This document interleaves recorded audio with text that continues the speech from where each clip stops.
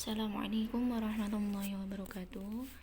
Saya Ulfa Sandina Mukarima dari Prodi Pendidikan Matematika semester 2 akan menerangkan tentang mazhab-mazhab dalam agama Islam untuk memenuhi tugas metodologi pendidikan agama Islam. Nah, apa saja sih mazhab-mazhab dalam agama Islam? Istilahnya kita itu berakidah itu memanut mazhab apa gitu. Oke. Secara umum, masyarakat Indonesia berpegang teguh pada 4 mazhab, yaitu Syafi'i, Maliki, Hanafi, dan Hambali, untuk dijadikan sebagai sumber pedoman sesuai dengan Al-Quran dan As-Sunnah. Beberapa urgensi pentingnya mengenal 4 mazhab antara lain: keberagaman mazhab adalah realitas yang harus dipandang sebagai kekayaan budaya Islam untuk menghindari perselisihan dan pecah belah antar umat. 2.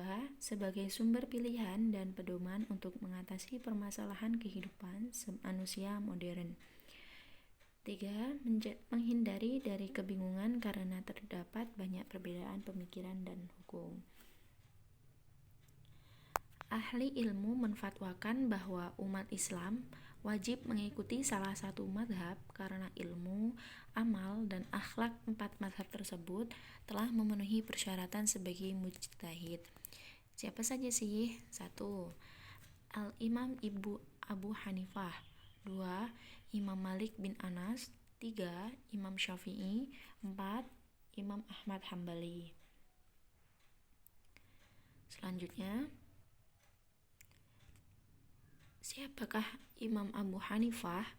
Imam Abu Hanifah memiliki nama lengkap Abu Al-Nu'man bin Thabit bin Zufi At-Tamimi. Adalah pendiri mazhab Hanafi yang memiliki pertalian hubungan keluarga dengan Imam Ali bin Abi Thalib radhiyallahu anhu. Beliau dilahirkan di Kufah pada tahun 150 Hijriah atau 699 Masehi. Semasa kecilnya, beliau memiliki sikap tekun untuk menghafalkan Al-Quran dan mendalami makna yang terkandung dalam ayat-ayat Al-Quran. Di samping itu, beliau belajar ilmu fikih kepada ulama yang sangat terpandang pada masa itu, yaitu Humad bin Abu Sukaiman selama 18 tahun lamanya. Adapun pokok-pokok ajaran ilmu fikih Imam Hanafi antara lain: 1. Sumber nakliyah yang berupa Al-Quran, As-Sunnah, Ijma', dan pendapat para sahabat. 2. Sumber ijtihadiyah atau pengumpulan qiyas dan istihsan. 3. Al-urf atau adat kebiasaan yang tidak bertentangan dengan nas.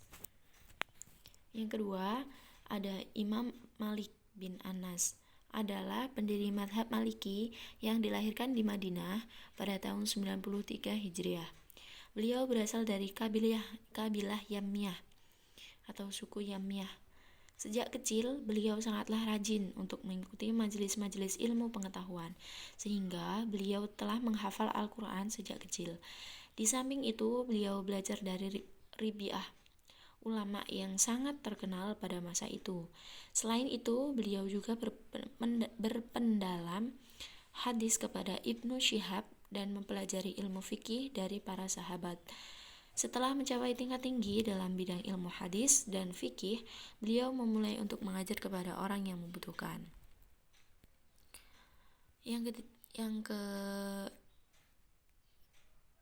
Selanjutnya yaitu Imam Syafi'i, atau mempunyai nama asli Muhammad bin Idris Asy-Syafi'i Al-Quraisy, adalah pendiri mazhab Syafi'i. Beliau dilahirkan di Ghazah pada tahun 150 Hijriah, bertepatan dengan wafatnya Abu Hanifah. Jadi Abu Hanifah wafat, itu Imam Syafi'i baru lahir. Jadi antara Abu Hanifah dan Imam Syafi'i ini tidak saling bertemu gitu. Karena Abu Hanifah wafat, itu Imam Syafi'i baru lahir pada tahun itu. Beliau dilahirkan dalam keadaan yatim dan dari keluarga yang miskin, tidak menjadikan beliau merasa rendah diri dan malas belajar. Imam Syafi'i sudah menghafal Al-Quran di usia 7 tahun dan beliau sudah menunjukkan kecerdasannya dalam berdiskusi. Beliau belajar kepada Imam Malik yang dikenal sebagai madhabul hadis. Kemudian, adapun pokok-pokok fikih Imam Syafi'i antara lain: 1. Al-Quran dan As-Sunnah. 2. Al-Ijma'.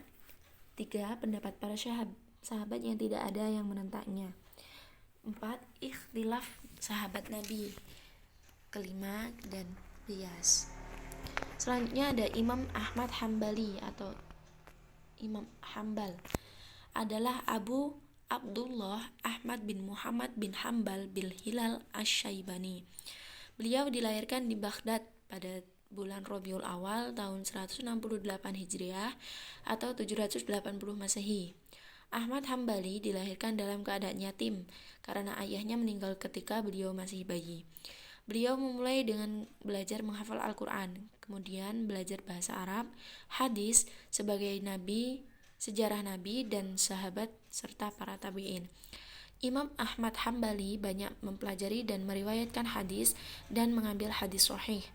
Adapun pokok-pokok fikih mazhab Hambali antara lain al-nusus, fatwan sahabat, ikhtilaf sahabat, hadis mursal dan dhaif, serta qiyas.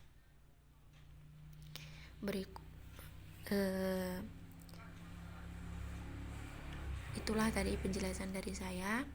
Apabila kurang lebihnya saya mohon maaf yang sebesar-besarnya. Kepada Allah saya mohon ampun. Wallahul muwaffiq ila aqwamit thoriq. Wassalamualaikum warahmatullahi wabarakatuh.